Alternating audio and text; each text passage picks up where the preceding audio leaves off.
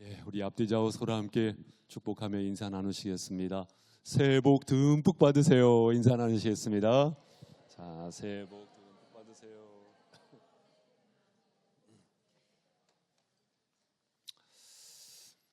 여러분 근간에 어떤 사모함을 가지고 계십니까? 이 사모함, 제가 AI에 한번 물어봤어요. 그러니까 이렇게 대답이 나오더라고요. 사모함, 마음속으로 깊이 받들고 따르는 것, 혹은 애틋하게 생각하고 그리워하는 것. 여러분 정말 애틋하게 생각하고 그리고 그리워하는 것이 무엇이 있으십니까? 그 사모함을 어디에 갖느냐, 어떻게 갖느냐에 따라서 어때요? 행동이 달라져. 또 말도 달라지죠. 예를 들면은 식당에 가면은 표시가 나더라고요. 이분이 주인이신지 종업원이신지 티가 납니까? 안 납니까? 티가 나죠. 사모함이 다르거든요.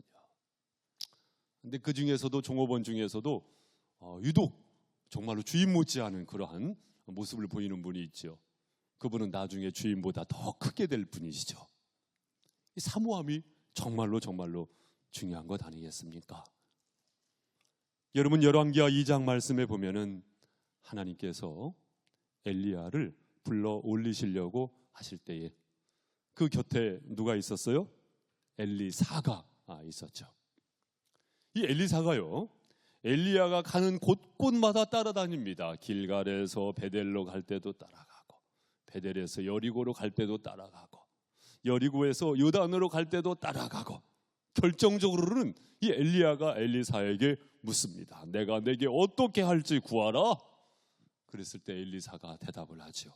당신의 성령이 하시는 역사가 갑절이나 내게 있게 하소서. 이 사모함입니다. 여러분 시편 107편 9절 말씀에 보니까 그가 사모하는 영혼에게 만족을 주시며, 무엇을 주시며? 만족을 주시며 줄인 영혼에게 좋은 것으로 채워주심이로다. 우리 하나님은 어떤 하나님이세요? 만족을 주시고 좋은 것으로 채워주시는 하나님이신 줄로 믿습니다. 사모함을 갖자고요. 사모함을 갖자고요. 오늘 본문의 말씀에 보면 우리 예수님께서 한 마을에 들어가시게 되면서 한 가정에 방문을 하시게 되시죠. 그 가정이 누구의 가정이었어요? 마르다와 마리아, 그리고 나사로, 삼남매가 사는, 오손도손 삼남매가 사는 그 가정에 우리 예수님께서 방문하게 되신 거예요. 보통 마르다와 마리아, 마리아와 마르다 이 스토리를 보면서 자칫 우리 한국 크리스찬들은 이 마르다를 약간 이렇게 조금 이렇게 터부시하는 경향이 있는데, 우리가 그 선입견을 내려놓고 마르다는 어떤 사모함을 가지고 있었고, 그리고 또한 마리아는 어떤 사모함을 가지고 있었는지 함께 살펴보면서 우리가 믿음의 삶 가운데 잘 적용할 수 있는 이 시간이 열려지기를 소망합니다. 우리 첫 절이었던 38절 함께 읽도록 하겠습니다. 시작. 그들이 길 갈 때에 예수께서 한 마을에 들어가시매 마르다라 이름하는 한 여자가 자기 집으로 영접하더라. 자기 집으로 영접하더라. 누가요? 마르다가. 여러분 이 마르다는요 사모함을 가지고 있었어요.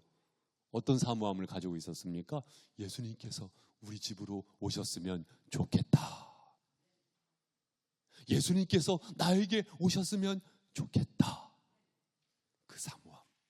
그 사모함을 마르다가 가지고 있었다 그 말이에요.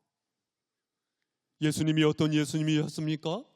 중풍병자를 치료하셨던 예수님, 안식일에 손 마른 사람을 고치셨던 예수님.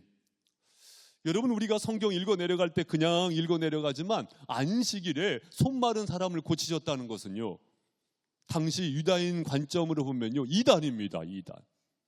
이단자예요. 사회적인 혁명가입니다. 그런데 그것이 문제가 되지 않아요. 그 예수님께서 우리 집에 오셨으면 좋겠다. 나에게 가까이 나에게 찾아오셨으면 좋겠다. 내 인생 가운데 개입하시고 간섭하시는 그분으로 오셨으면 좋겠다.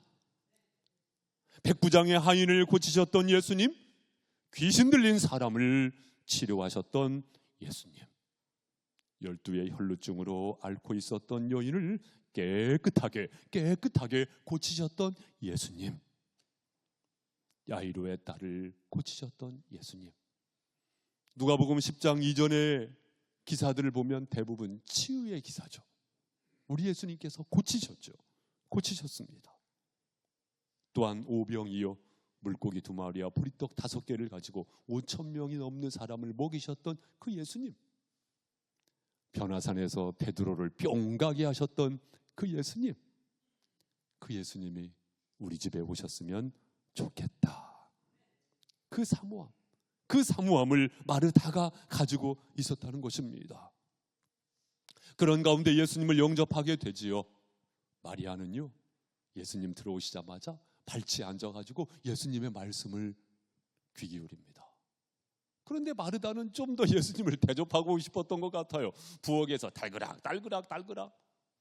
사실 예수님께서 대접받기를 원하셨던 것은 아니었거든요. 인격과 인격 간의 만남을 원하셨던 것이거든요. 그런데도 불구하고 마르다는 한마디를 더 합니다. 뭐라고 말합니까? 나 혼자게 일하게 두는 것을 생각하지 않으십니까? 마리아에게 명하셔가지고 나를 도와주라고 해주십시오. 그때 우리 예수님께서 마르다야, 한 번 부르신 것도 아니에요. 2번.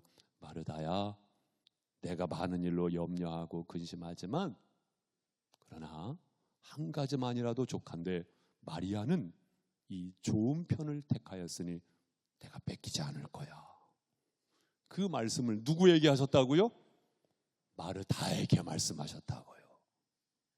마르다를 배제하신 것이 아니고 여전히 사랑과 그리고 관심을 가지고 마르다에게 그 말씀을 하셨다는 것이 중요합니다.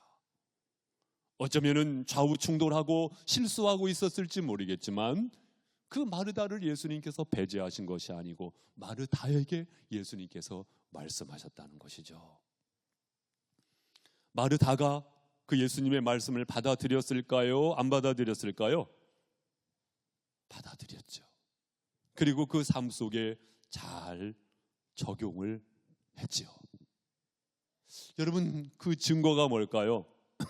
그 증거가 어디에 나오냐면요, 요한복음 11장. 요한복음 11장 말씀에 보면 마르다와 마리아의 오라버니 누구예요? 나사로.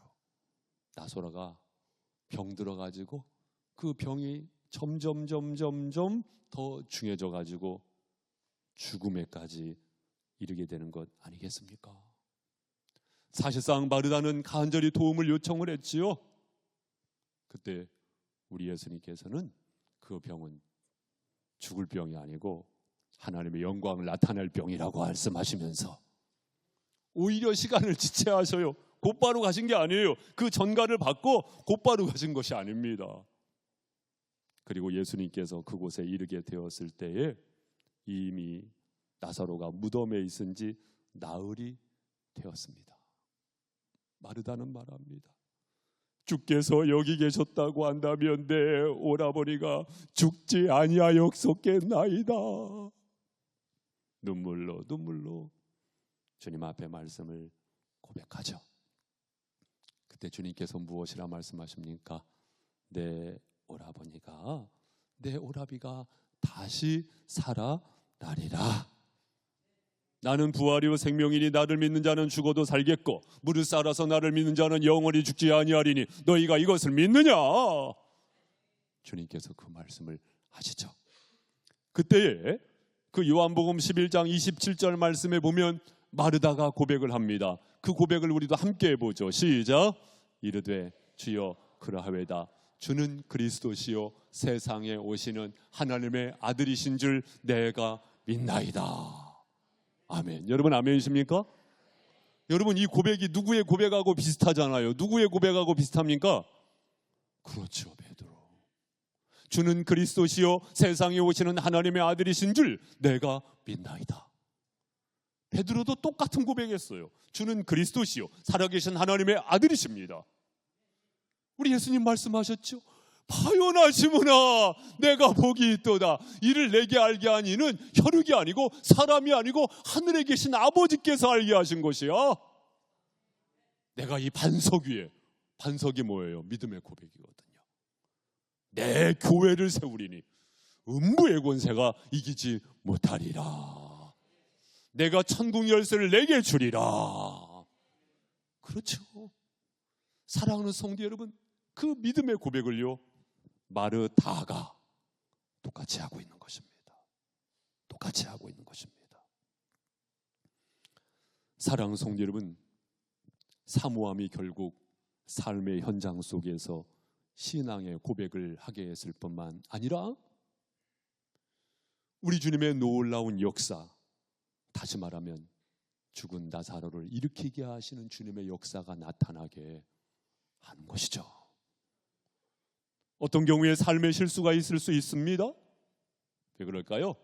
누구나 다 완성자가 아니거든요. 공사 중이거든요. 여러분 이마에 써붙여 있지 않아서 그렇지 누구나 다 공사 중이십니다. 누구나 다 공사 중이십니다. 그렇다고 해서 우리 주님께서 탓하시는 것이 아닙니다. 사랑하는 성도 여러분, 그 사모함을 저와 여러분도 가질 수 있기를 바랍니다. 예수님, 사랑하는 주님, 주님께서 내게 찾아오시기를, 주님께서 이미 찾아오셨고 주님의 성령께서 내게 임재하시기를, 그 사모함을 놓치지 마시기를 주님의 이름으로 축복합니다. 살아계신 주님의 역사하심이 저와 여러분의 인생 가운데 체험되어질 줄로 믿습니다. 또한 39절 말씀, 우리 성도님들 39절 읽어보세요. 자, 시작. 그에게 마리아라 하는 동생이 있어 주의 발치에 앉아 그의 말씀을 듣더니. 예, 이제는 누구예요? 마리아입니다. 마리아는 어떤 사모함을 가지고 있었어요? 주님의 발치에 앉아가지고 그의 무엇을 듣더니? 말씀을 듣더니. 우리 주님께서 무엇을 말씀하시는지 주님의 말씀을 사모했다, 그 말씀입니다. 이에 대하여 우리 예수님 말씀하셨잖아요. 좋은 편을 택하였다고, 내가 뺏기지 않겠다고. 여러분, 주님께서 뺏기지 않겠다라고 인정하시는 믿음의 삶을 살아가시길 바랍니다. 그 믿음의 삶은 무슨 믿음의 삶이에요? 말씀을 사모하는 믿음의 삶입니다. 말씀을 사모하자. 따라해보세요. 말씀을 사모하자.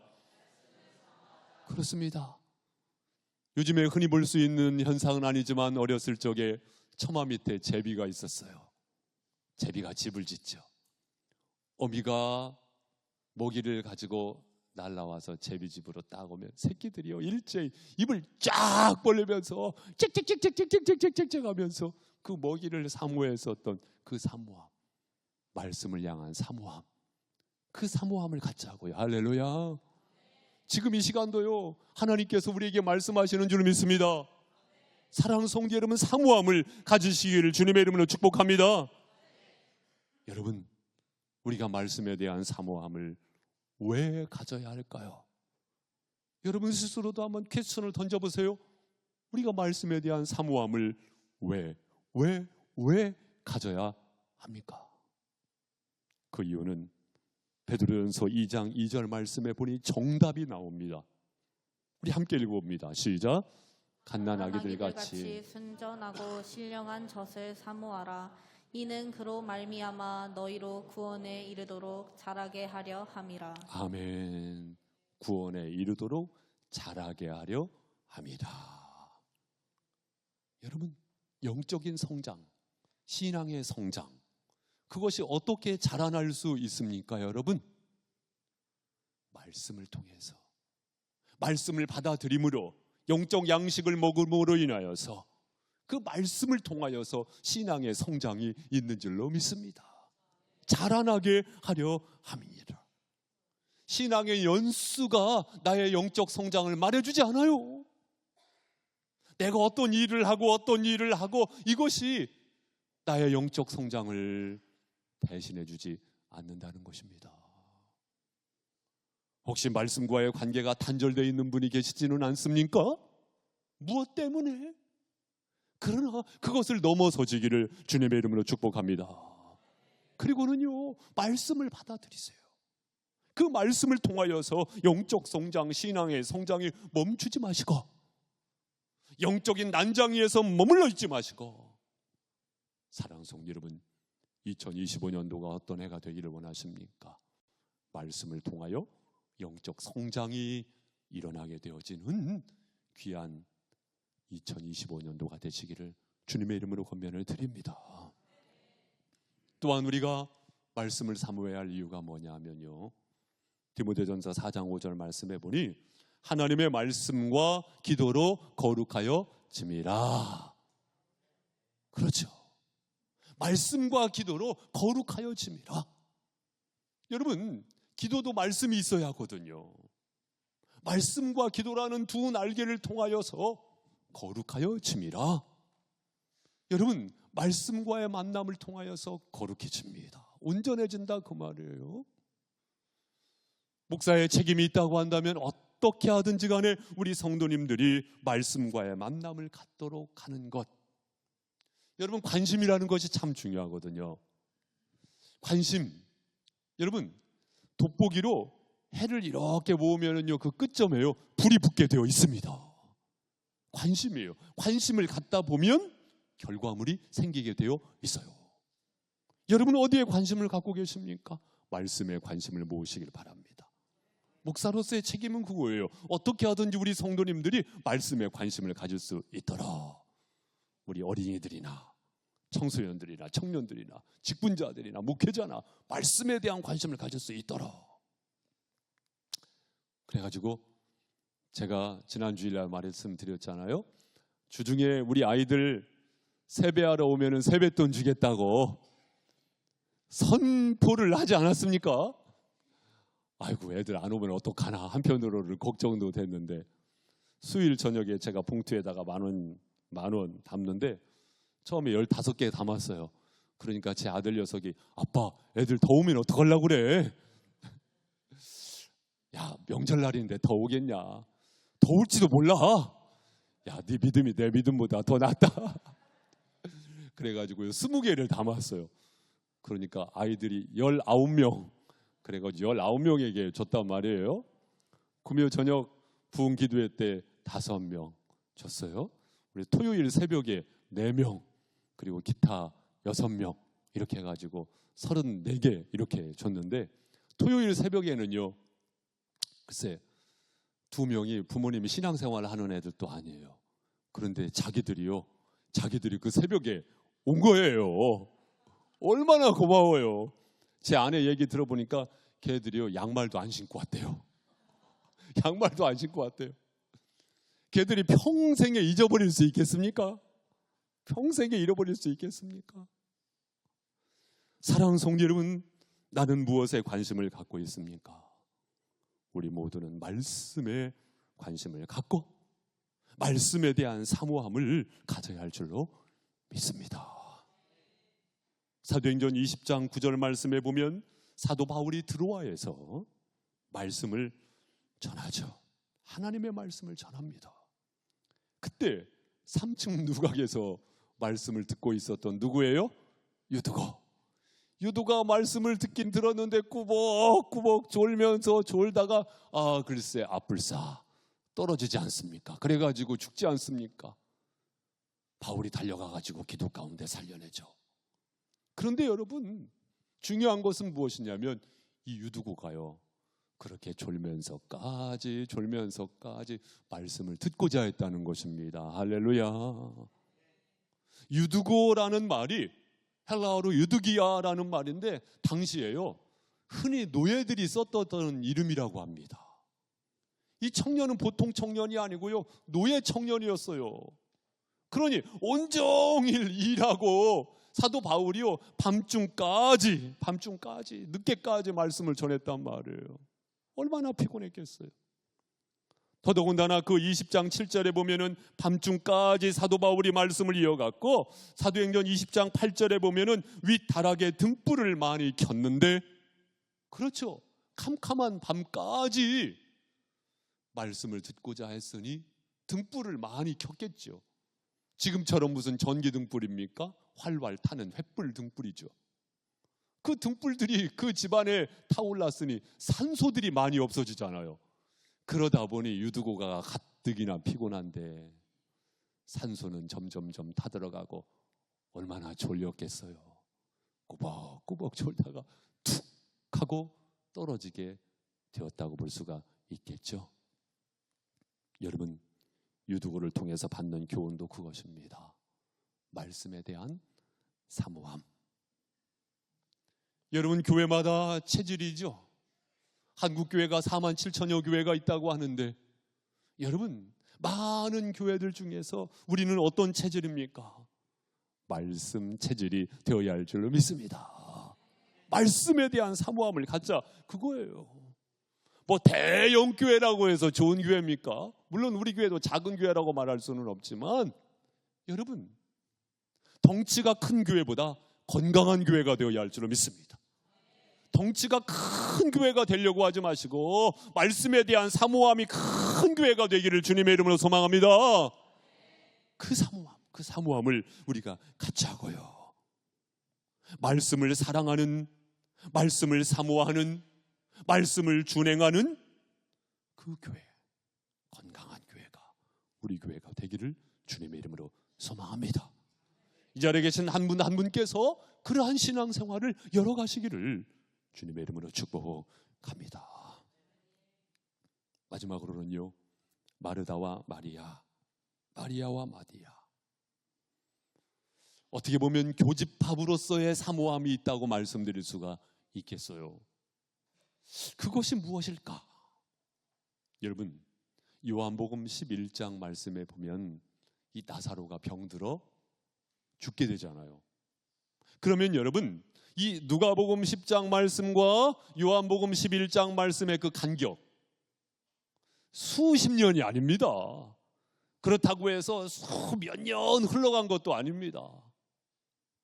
그런데 요한복음 11장 말씀에서 나사로가 병이 점점 더 중하여서 죽었다고 본다면 누가복음 10장 말씀에 나사로에 대한 소개는 하고 있지 않은데 이미 나사로는 질병에 걸려서 힘겨워하고 있다고 보아야 맞습니다. 그렇다고 한다면 마르다와 마리아, 마르다는 예수님께서 우리 가정에 찾아오셨으면 좋겠다. 마리아는 우리 예수님께서 어떠한 말씀을 주실 것인가에 대한 그 사모함 있었죠. 이 자체에 대한 사모함도 너무나도 소중하지만 마르다와 마리아가 어떤 사모함을 공통적으로 가지고 있었다고 보아야 합니까? 오라버니. 어떻게 보면 신음하고 있는 오라버니, 아픔을 호소하고 있는 그 오라버니를 치료해 주셨으면 좋겠다. 그 사모함을 주님께 가지고 있었다는 것입니다. 이 삶의 무게에 짓눌려 있을 때, 가정의 무게에 짓눌려 있을 때 주님을 향한 사모함, 그것을 가지고 있었다는 것이죠.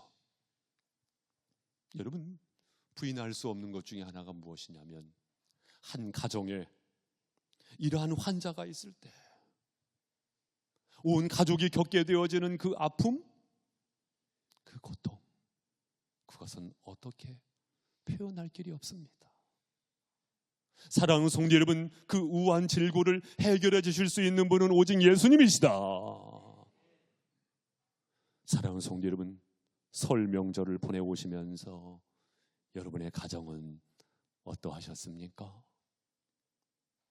질병 때문에, 어떤 경우에 건강의 문제 때문에, 어떤 경우에는 자녀에 대한 걱정 때문에, 어떤 경우에는 사업장의 어려움 때문에 내 뜻대로 되지 않는다고 하여서 만약에 다른 방법에 눈길을 준다고 한다면 안 되겠습니다. 믿음의 사람으로서, 사랑하는 성도 여러분, 한눈 파는 신앙생활을 해서는 안 되겠습니다. 주님을 향한 사모함을 가지시기를 주님의 이름으로 축복합니다. 우리가 이 예배가 또한 말씀을 받는 이 자리가 필요한 이유는 무엇이냐면 사실상 채널 조정을 하는 의미도 있어요. 주님을 향한 그 사모함을 가지시기를 바랍니다. 다른 데 관심을 두어서는 안 되겠죠. 시편 146편 3절 말씀에 보니 귀인들을 의지하지 말며 도울 힘이 없는 인생도 의지하지 말지니. 그렇죠. 자꾸 사람 의지하려고 하고 믿음의 사람이 다른 방법 의지하려고 하면요 추해지는 법입니다. 당당하시기를 바랍니다. 할렐루야. 당당하십시오. 시편 146편 5절 말씀에 보니 야곱의 하나님을 자기의 도움으로 삼으며 여호와 자기 하나님에게 자기의 소망을 두는 자는 복이 있도다. 하나님께 소망을 두시기를 바랍니다. 여러분 아멘이십니까? 아멘이십니까? 아멘. 이런 시간을 보통으로 여기지 마시기 바랍니다. 하나님께서 역사하는 시간인 줄 믿습니다. 사탄 마귀 귀신이 쫓겨나가는 시간인 줄 믿습니다. 여러분 아멘이세요?